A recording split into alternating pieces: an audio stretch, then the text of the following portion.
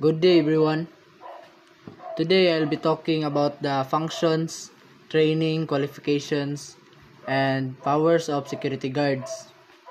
So, the first is the general function of a security guard.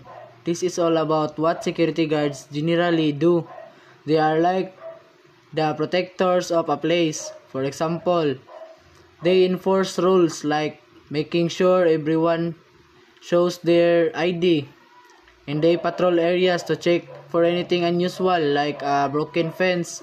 They also deal with unauthorized people trying to enter and can even check buildings and secure doors after hours. If there's an alarm, they respond to it. They also protect equipment from theft or damage and manage traffic. Basically, they keep things safe and orderly. Categories of private security training. Next, we have the categories of private security training. It describes the different types of training security personnel undergo. First is pre-licensing training. This is the basic training you need to become a security guard. It's like learning the ABCs of security. The second is refresher training. This is ongoing training to keep skills sharp, like taking a driving refresher course to remember good habits. And the last one is specialized training. This is for advanced skills like learning how to use specific security technology. Next. Okay, now let's move to the qualifications, functions, and attributes. Here are the list of requirements for a different security rules. For a security personnel, general term, you need to be a Filipino citizen, at least 18, physically and mentally fit, and have good moral character. You also need some basic training. And the second, for a security guard, you must be a Filipino citizen, a high school graduate, fit, between 18 and 50 years old, and have done pre-licensing training. The third is for a security officer, you need to be a Filipino citizen, fit, have a bachelor degree, and have graduated from a security officer training course. The fourth is for a security consultant, you need to be a Filipino citizen, fit, have a master's degree in fields like criminology or law, and have at least 10 years of experience in security. And the last one is, for a private detective, you also need to be a Filipino citizen, fit, have a bachelor's degree, probably in law or criminology, be a graduate of a criminal investigation course or police training, and have advanced ROTC or CMT training or equivalent. Next, powers and duties security guard.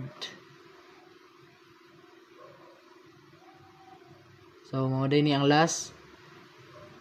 lastly is the powers and duties of security guard. These are what security guards allows to do and what their responsibilities are, especially regarding arrest and searches. 1. Territorial power. A security guard can only protect the property or person they are hired to secure. They can just go anywhere and act as a guard. Number 2, arrest by a security guard. A security guard is not a police officer. They can only make an arrest if they see someone committing a crime or they have a strong reason to believe a person committed a crime, or if they are chasing an escaping prisoner. Mali na siya, guys. Method of arrest. When making an arrest, they must tell the person why they are being arrested. Duty 4 is duty of security guard making arrest. After an arrest, the guard must immediately turn the person over to the police. They can't hold them for too long. Number 5, search without warrant. Security guard can search someone after an arrest, but only with with at least 2 witnesses present. They can also search employees of a company if their contract allows it and necessary for their job. And the last one is duty to assist the law enforcers. Security guards must help police officers if asked as long as it's within their area of duty. In summary of these documents outline the important rules, necessary preparations, and legal boundaries for security personnel, ensuring they are well equipped and responsible in their duties to maintain safety and order. Good day, everyone. I am Macro G. Tandog, and here is my report. Functions of a private detective: background investigation, locating missing person, conduct surveillance work, other detective work as may become the subject matter of contract between the agency and its clients, except not contrary to law, public order, public policy, public morale, and good custom. Functions of a private detective: the primary work of a private investigator. It involves checking backgrounds, trying to locate missing persons, and conducting monitoring work or surveillance. All these tasks must align with the law and public policy. Functions of security supervisor form the security guard's point of view, authority, evaluator, trainer, disciplinarian, communicator, and father figure. Functions of a security supervisor from the guard's view. To the security staff, the supervisor is a figure of authority who acts as an evaluator of a performance, a trainer, someone who applies discipline, a communicator, and often a mentor or role model. Functions of security supervisor from the management point of view: trainer, communicator, overseer, evaluator, motivator, investigator, reporter, promoter, good example, and a person who is personally committed in the organization. Functions of a security supervisor from management's view. From the company sides, the supervisor is a leader who trains, communicates with different groups, oversees operations, evaluates team members, and acts as a motivator. They also serve as an investigator, reporter, promoter, and a key member committed to the organization. Duties during strikes and lockouts. All private security personnel without indirect confrontation should not carry firearms with strikers, marchers, or demonstrators. They can, at best, carry only nightsticks, batuta, and may or may not be provided with tear gas canisters or dispensers. All security personnel without indirect confrontation should not carry firearms with strikers, marchers, or demonstrators. This means guards near protesters should only carry non-lethal equipment like a baton to avoid escalating the conflict. Duties during strikes and lockouts. Private security personnel should avoid direct contact, whether physically or otherwise, with the strikers. Private security personnel should remain within the perimeter of the installation at all times for protection. Private security personnel are responsible for protecting and securing the assets and persons of their clients. They should only use sufficient and reasonable force when necessary to overcome the risk or danger posed by strikers or hostile crowds. Private security personnel should avoid direct contact, whether physically or otherwise, with the strikers. Staff must keep their distance and prevent any kind of physical interaction with the workers who are demonstrating. Private security personnel should remain within the perimeter of the installation. At all times for protection, guards must stay inside the client's property boundaries and not go outside during the dispute. Private security personnel are responsible for protecting and securing the assets and persons of their clients. Their main job is to keep the company's property and people safe from harm. Duties during strikes and lockouts. Private security personnel should refrain from abetting or assisting management actions that lead to physical clash of forces between labor and management.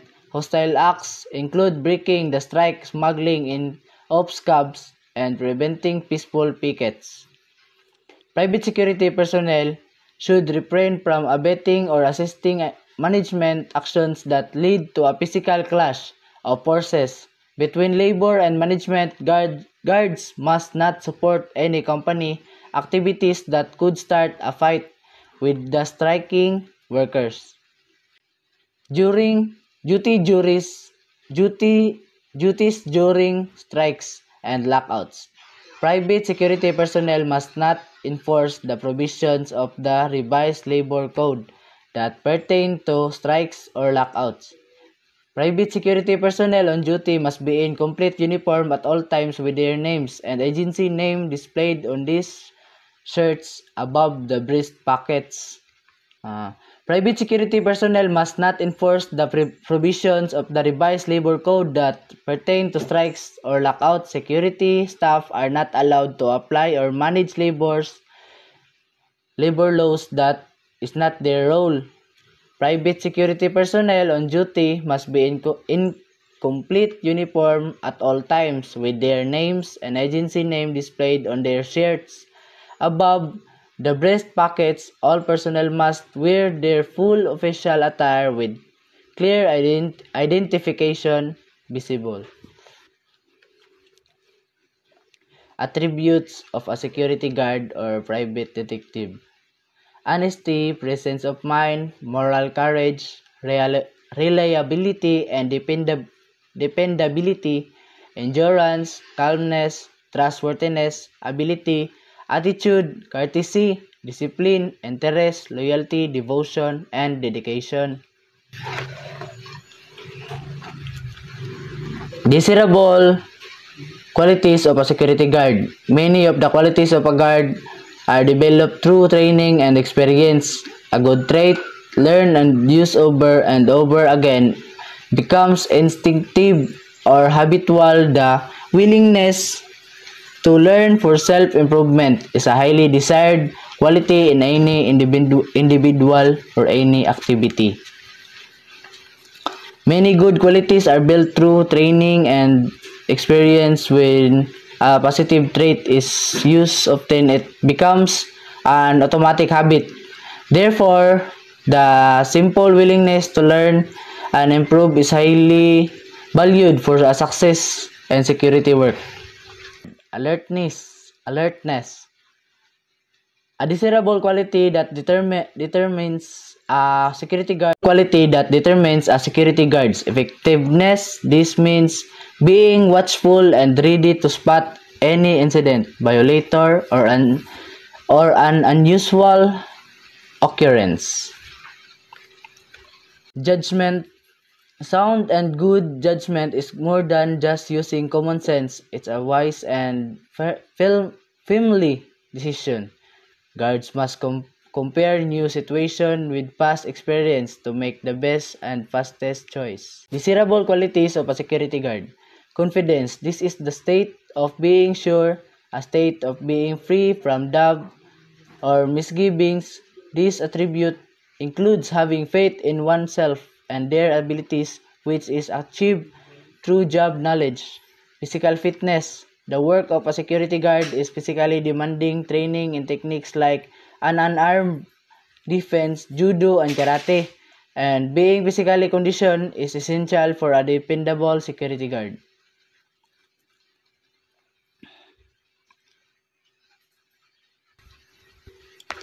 Desirable qualities of a security guard. Tactfulness, a security guard's ability to deal with others successfully without offending is tactfulness.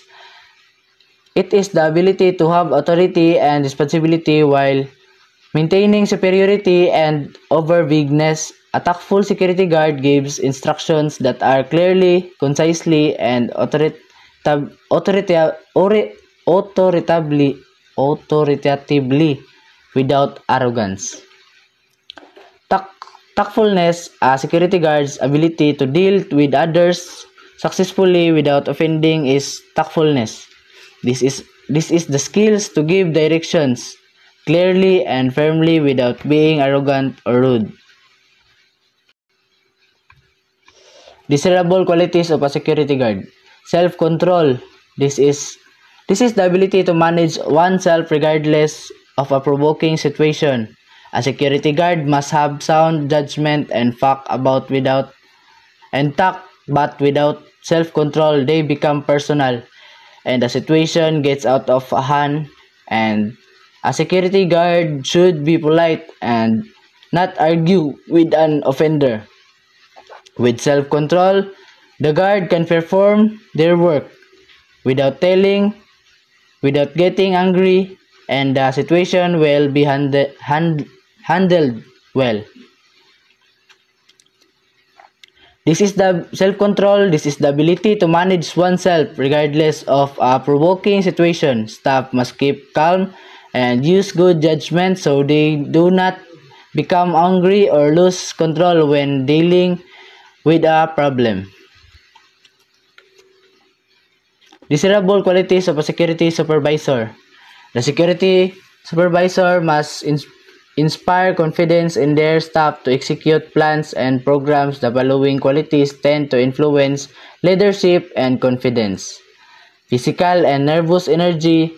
It is impossible for a supervisor to lead effectively unless they have adequate physical and nervous energy to engage in active work.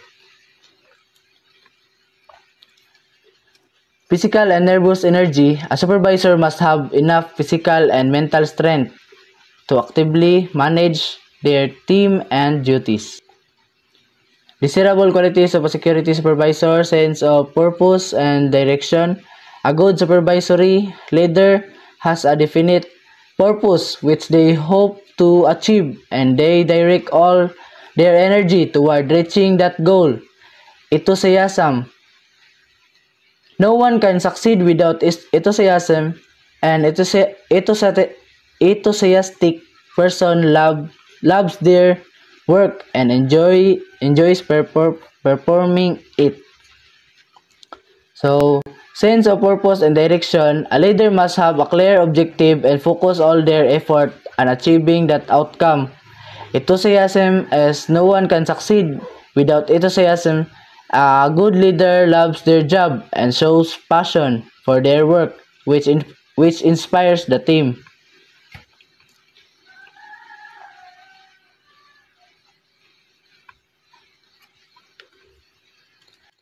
Friendliness and affection. A supervisor must have these two qualities to successfully lead their subordinates. They will set a good example, and the organization will be well on its way to success. Integrity. Every leader must have this quality. Without leader integrity, followers will likely waver and eventually abandon their leader. So, friendliness and affection is a supervisor must have these two qualities to success lead their subordinates. Being kind and supportive helps a supervisor. A supervisor must be honest and morally sound so their team will trust and follow them. Decisiveness. A supervisor should be decisive. They must be responsible enough to make decisions under pressure from all sides. Technical mastery. A capable supervisor is someone who has the skills and knowledge required for their job. Intelligence. A supervisor as a leader must have enough knowledge to do their job. Decisiveness. A supervisor should be decisive. They must be responsible enough to make strong, quick choices even when under great pressure. Technical mastery. A capable supervisor is someone who has the skills and knowledge required for their job. The leader must be an expert and fully understand the task they oversee. Intelligence. A supervisor as a leader must have enough knowledge to do their job. Having sufficient knowledge is key for any person is a leadership position.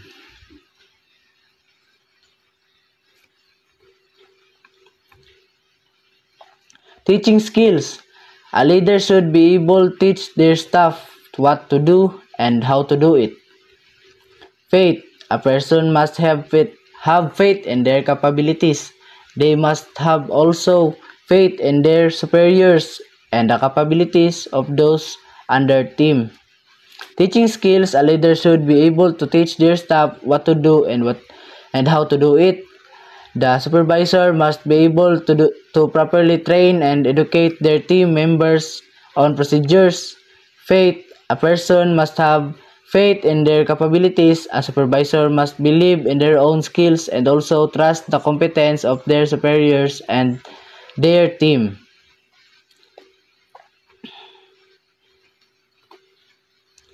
Basis for disqualification. Below are the situations or behaviors that would disqualify an individual from becoming a security guard or private detective. Dishonorable dismissal or discharge without honor from the Philippine National Police, Armed Forces of the Philippines, AFP, government entity or government-owned or controlled corporation. A person is unfit to become a security guard or private detective if they were dishonorably separated from any government service such as Philippine National Police and Armed Forces of the Philippines. Below are the situation or behaviors that would disqualify an individual from becoming a security guard or private detective. Mental incompetence, addiction to narcotic drugs, habitual drunkenness. They also cannot serve if they suffer from mental incompetence, have an addiction to drugs, or show habitual excessive drinking. Below are the situation or behaviors that would disqualify an individual from becoming a security guard or private detective. Election or appointment to a government positions which may be called upon to enforce or implement the provisions of Republic Act 5487 as amended and the Philippine National Police rules and regulations. Convictions of any crime involving moral turpitude. Furthermore, they are disqualified if they are elected to a public office that requires them to enforce security or police rules, or if they have been convicted of a serious crime and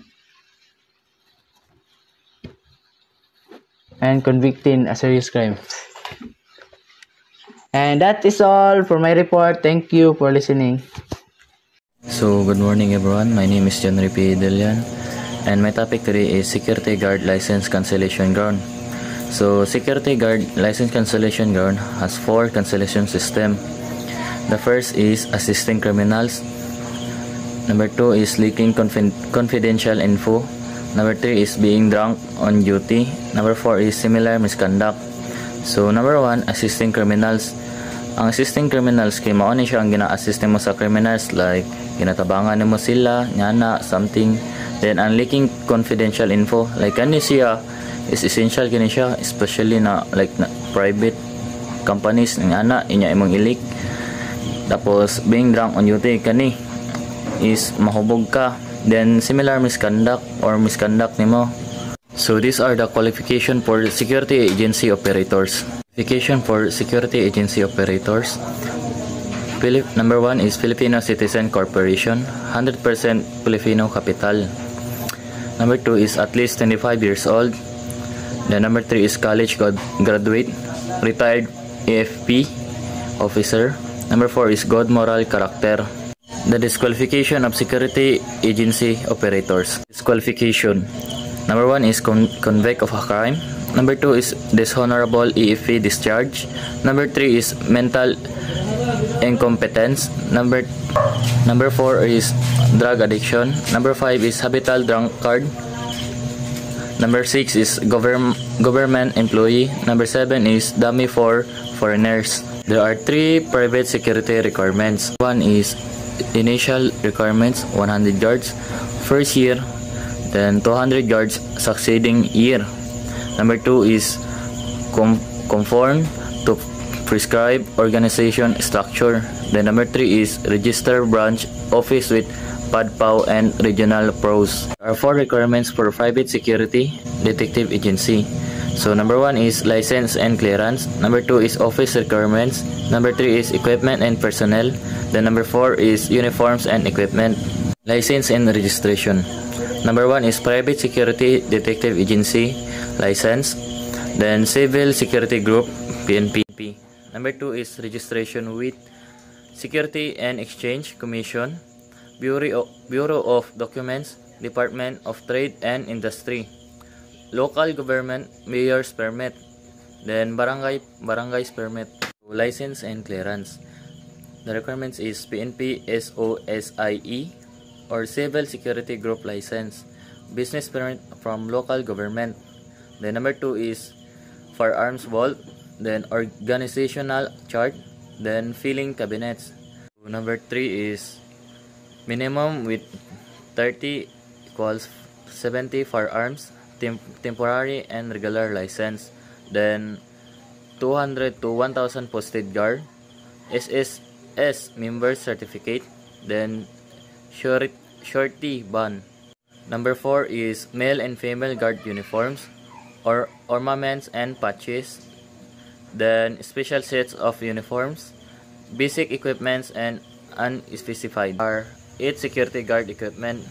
The basic equipment is number 1 is uniform, number 2 is nightstick or baton, number 3 is timepiece, number 4 is writing pin, number 5 is notebook and duty checklist, number 6 is flashlight, number 7 is first aid kit, then number 8 is service firearms if required sila. In additional, there are 7 equipment.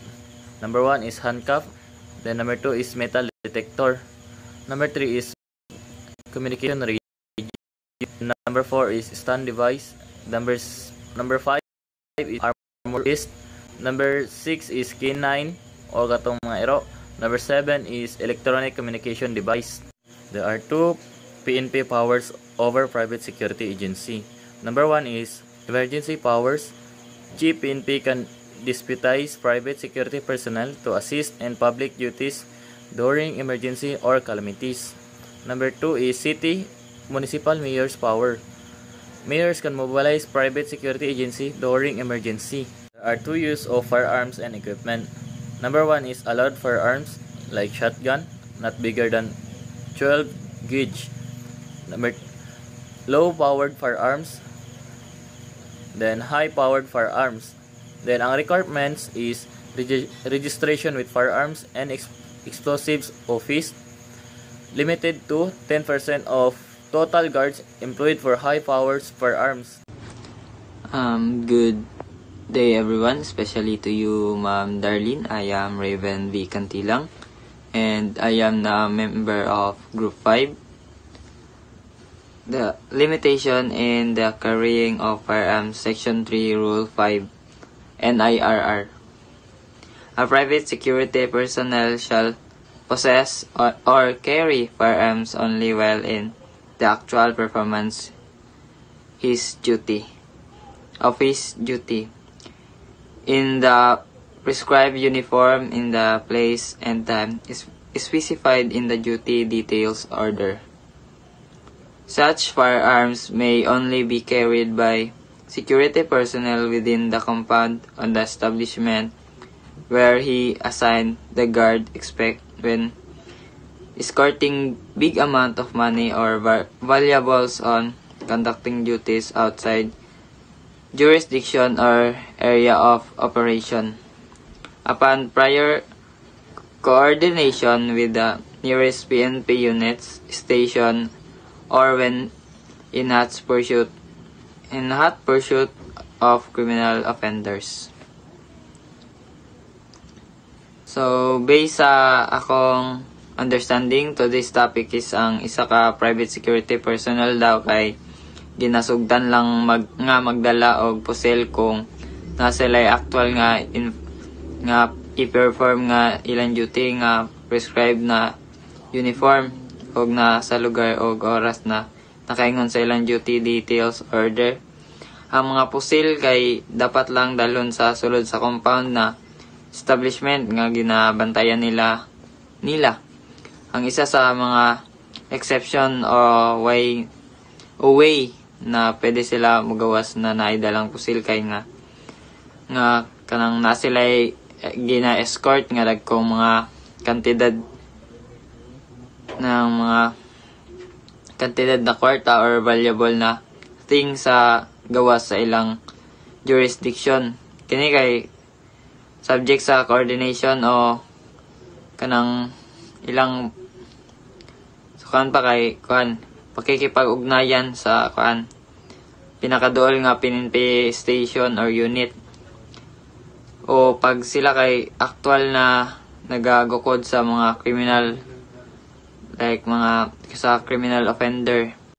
Duty detail order using SOSHA form number 12-294 shall include the following: name, address, and telephone number of the agency. Second is issue, serial number, and data of DDO. Third is complete name and designation of grante ba na? Fourth, purpose. Fifth, kay inclusive date of details. And 6, firearms description and serial number. And 7 is authorized uniform to be used. 8, other specific instruction or kanang remarks. And last is signature over printed name and designation of using officer. Justification for confiscation of firearms. When the firearms is about to be used in commission of the crime. And 2 is when the firearms is actually being used in the commission of the crime. And 3, when the firearms has just been used in the commission of the crime. 4th is when the firearms being carried by security guard is not licensed to insuring agency or a firearms is not authorized by law and regulation for his use. And 4th is when the confiscation of the firearms is direct by the order in the court. And 5th is when the firearms is carried or used outside the property, compound, or establishment serviced by the agency without proper authority. And the last is when a security guard does not process any license to exercise professions. Duties of security personnel in case of impending strikes in relation to use of firearms, Section 7, Rule 5 NIRR. The report to the Chief PNP or the nearest police agency which impending strike. Second is to exercise diligence in the collection and safekeeping of firearms safety vaults provide to prevent the use of firearms in the furtherance of the strike.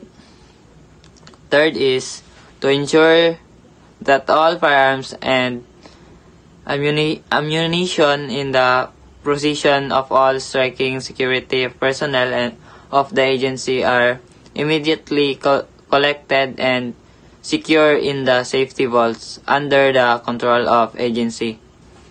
And the last is to assume responsibility in the proper handling of firearms in order to prevent misuse of the same, or that no non-member shall be allowed to hold said firearms issued or licensed in favor of the agency.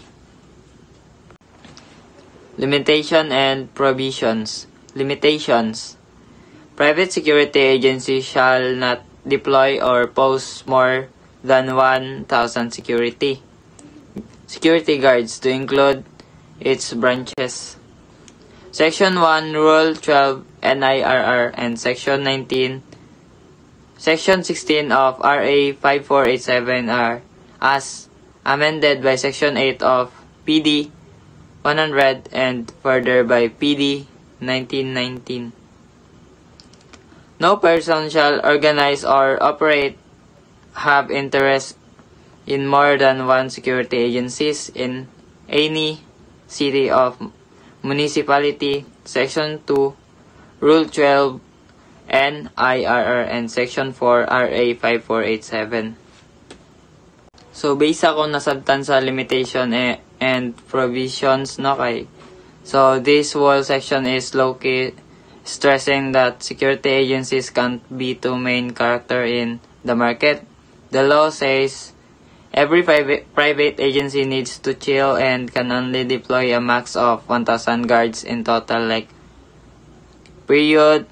Even if they had many branches, plus one of person can't be the owner or boss of more than one security agency in the same city or municipality, because the government is trying to gatekeep against no police. They basically don't want anyone flexing too hard. Further, Section 3 of Rule 4, Part 1 of RA 5487 stated the following limitations. First is, no person shall organize or have an interest in more than one agency. The second is, elective or appointive government employees who may be called upon on account of the function of their respective officer in the implementation and enforcement of provisions RA 5487, or any person related to him by affinity of consanguinity shall not hold an interest directly or indirectly in any security watchman agency. And 3 is, no agency shall offer, render or accept services in gambling dens or other illegal business establishment or enterprises. And the last is, the extent of the security guard service being punished by the security agency shall not go beyond the compound and or property of the person or establishment constructing the security service, except when the security guard is escorting by amount of money or valuable. Prohibitions. Operate, promote, and enter an agreement of merger, which is known as kabit system, with any person or group of persons for the purpose of organizing a branch unit or subsidiary under separate control ownership. Section 4 Rule 12 NIRR in relationship to Section 8 of RA 5487. Circumstances or combination thereby shall be considered prima facie evidence of the existence of a CABIT system. First is maintaining a separate branch unit of subsidiary office aside from the main office of the agency situated within the same locality. Second is receiving direct payments from the agency's client and using official receipt of their own distinct for that issued by the agency concerned. Third is remitting directly SSS premiums, Medicare contribution, and other premium for other policy. And insurance benefits by the aforementioned branch unit of subsidiary office. Existence of an agreement between the license and branch manager that latter's obligation himself to pay a certain percentage of his income to former on the conditions that the control or supervision of the guards posted by said branch shall course on the manager thereof, and that the license shall be exempt from liabilities or obligation attendant to the operation of the said branch. And maintaining separate payrolls for branches employees signed and approved by the branch manager only. And absence or record of monthly income remittance to the main office when said branch is authorized to make collection from the clients of the license. And last, all other similar acts tending to show separate and distinct relationship, personally, ownership, and management.